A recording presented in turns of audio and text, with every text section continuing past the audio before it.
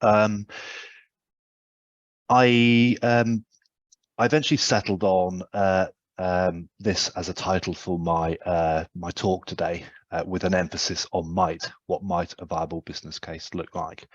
The presentation today stems from work that I did last year for Telford and Wrekin Council. The terms of reference for that work I've summarised in a slide at the back end of this presentation, with citing sort of the key contributions from lots of people who contributed very usefully to the study, and also the peer reviews that I engaged for the study. Okay, so cutting to the chase, the mine water geothermal concept is based on,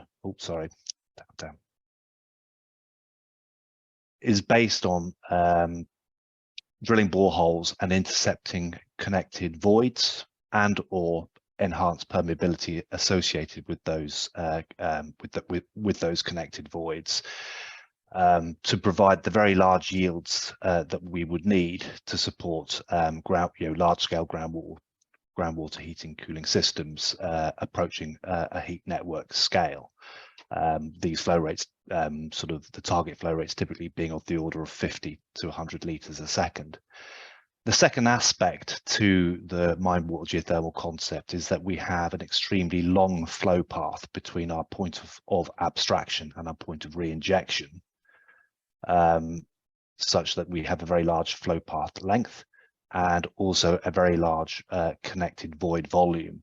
And the large flow path and large connected void volume are imperative to offset the timing of thermal breakthrough and the inevitable thermal drawdown that will happen after thermal breakthrough occurs.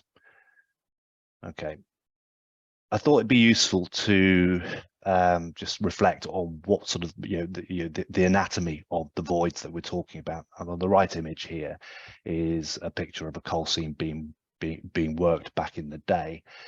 Applying this to the left of image, and the left image is the borehole infrastructure, a schematic of the borehole infrastructure at the Glasgow Geo Observatory.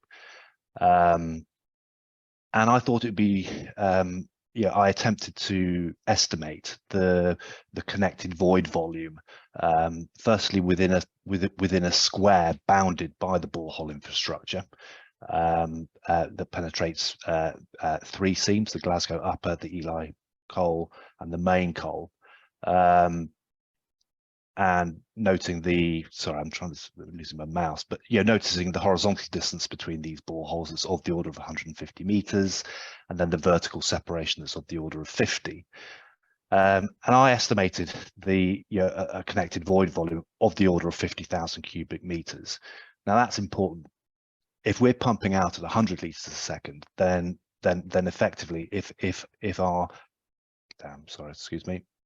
if our connected void volume is just 50,000 cubic meters at 100 liters per second, we'll be recirculating that entire volume every 6 days.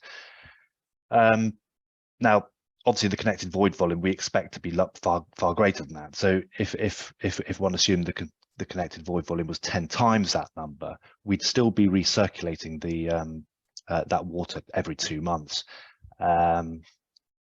And even if the thermal volume was 100 times that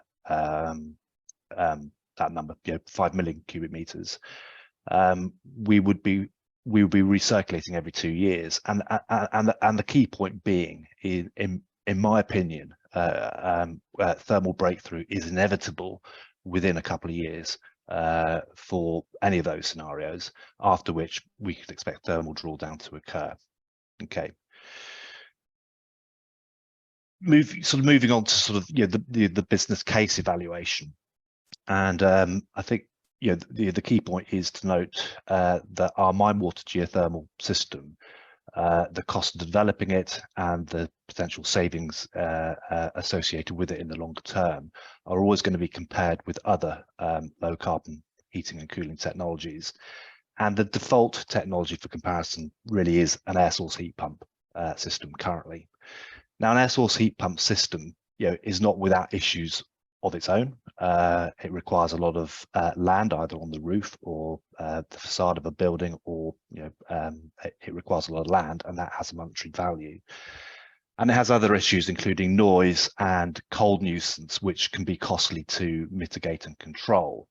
But in spite of these challenges associated with air source heat pump systems, I think it's fair to say that the cost of developing our mine water or any water source groundwater heating infrastructure is going to be more costly than an air source heat pump system. It's going to be more costly to construct, and it's going to be more costly to maintain. And that then means that our mine water geothermal system has to outperform an air source heat pump in the longer term in terms of heat yield and ratio of heat output to electrical power input.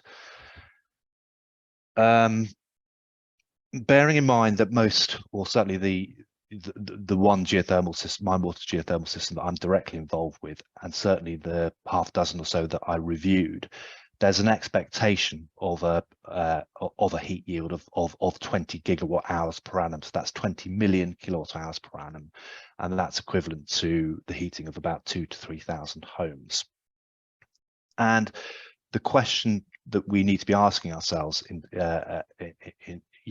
the business case evaluation is can that level of heat extraction be sustained without be sustained year on year for working lives of 20 to 40 years without our re-injected cold water started to affect our abstracted water temperatures here, degrading our coefficient of performance or seasonal performance factor significantly, and possibly rendering our system unusable well within the design working life. And that's a key question to answer. So about halfway through my study for Telford and Wrekin Council, I developed a fairly cumbersome cost comparison tool, which was then refined by Joel Hamilton from Bayes into something that's actually quite elegant and quite easy to use. That we've termed a basic savings analysis.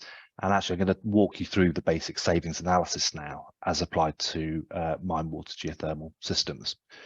So the key points to note or key input parameters are: I've assumed a cost of electricity at current levels of 30 pence a kilowatt hour. The reality is the long-term cost of electricity is likely to come down from that. And indeed, if you're purchasing electricity at scale, even now, it's a lot less than 30 pence a kilowatt hour.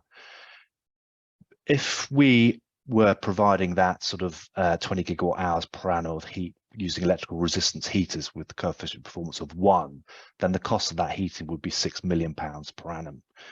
Now, both our heat pump technologies, an air source heat pump and a mine water heat pump system, are going to have significantly higher coefficients of performance. So an air source heat pump system could potentially be costing just £2.4 million per annum, a considerable saving on the 6 million, and a mine water geothermal system, with a slightly higher coefficient performance still, that £6 million per annum figure could drop to £2 million. The key point to note here is that there's a potential saving that a mine water geothermal system can potentially outperform an air source heat pump system to the tune of nearly £500,000 per annum based on certain assumptions.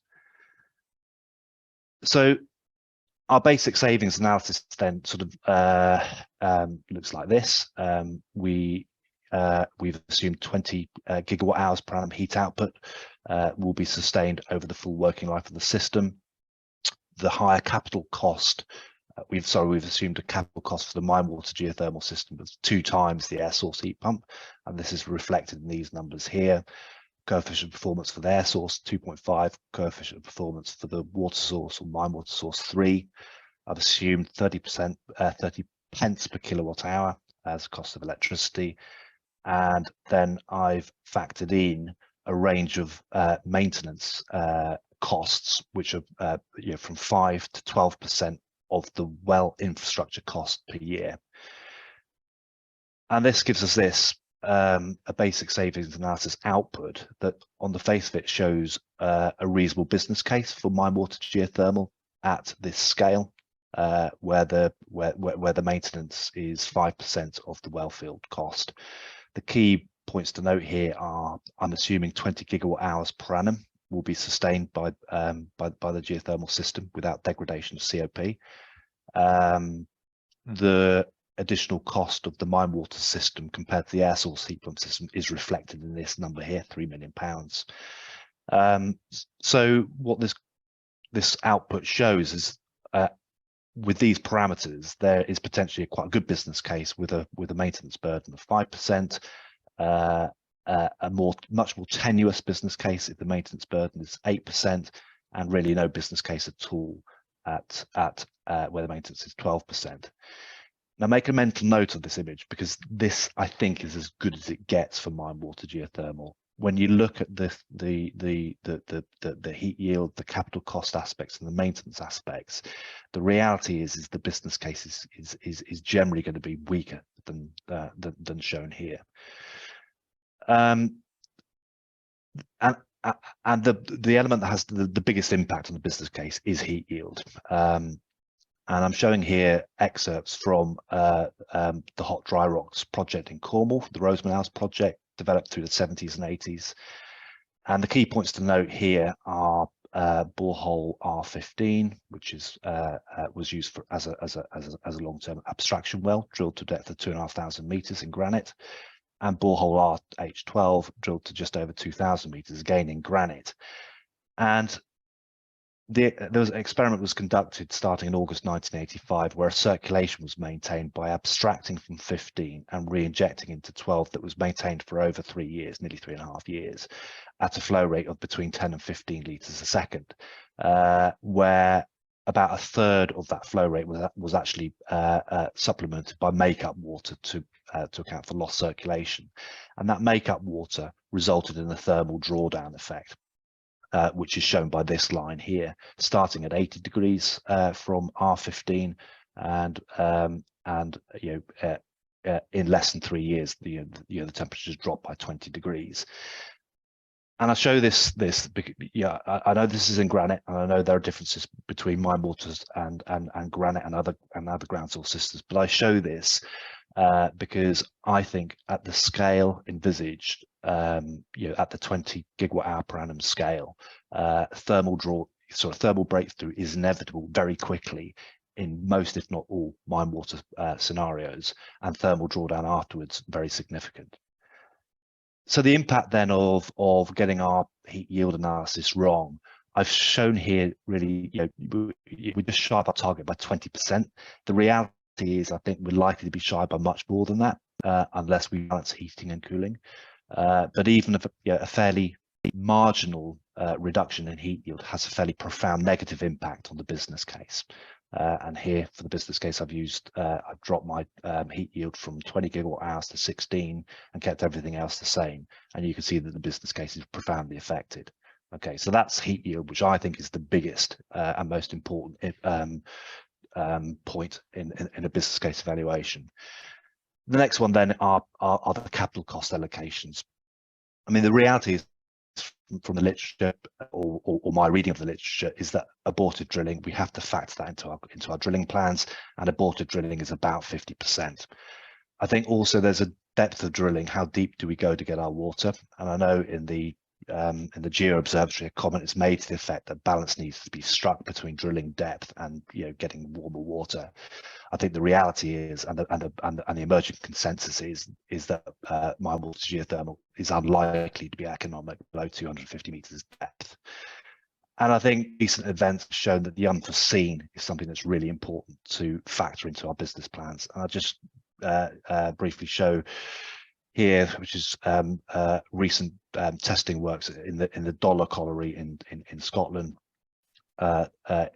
Numerous ground investigation boreholes drilled to understand the mine water regime. The key point being, before drilling started, we had a discharge here, and after the drilling campaign, the discharge here had stopped and it was now flowing out here. I think for the Dollar project, that wasn't a big deal. But for our other much larger scale projects, that could be a really serious problem. And I think it'd be unwise to not include an allocation for the unforeseen in our drilling plans.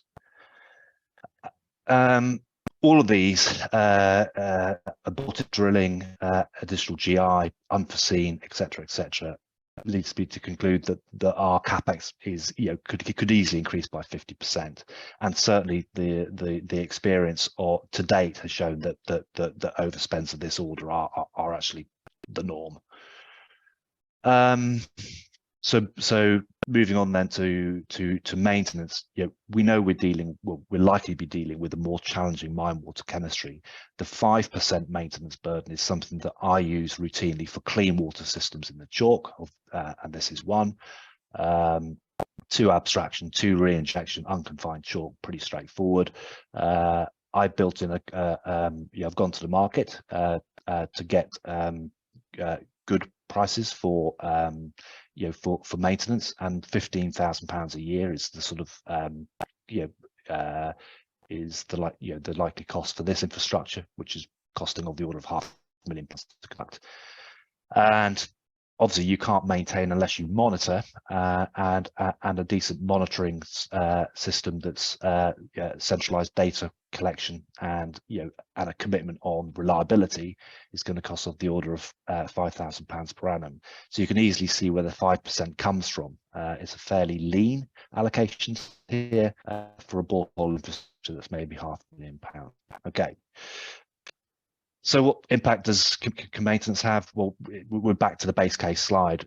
If we use at 5%, we seemingly have a good business case. At 8%, we may still have a business case, but it's less compelling. And for a mine water geothermal system, we need to make an educated guess or an educated judgment rather, as to what to allocate to our maintenance burden. So I'm almost there. What are the key messages?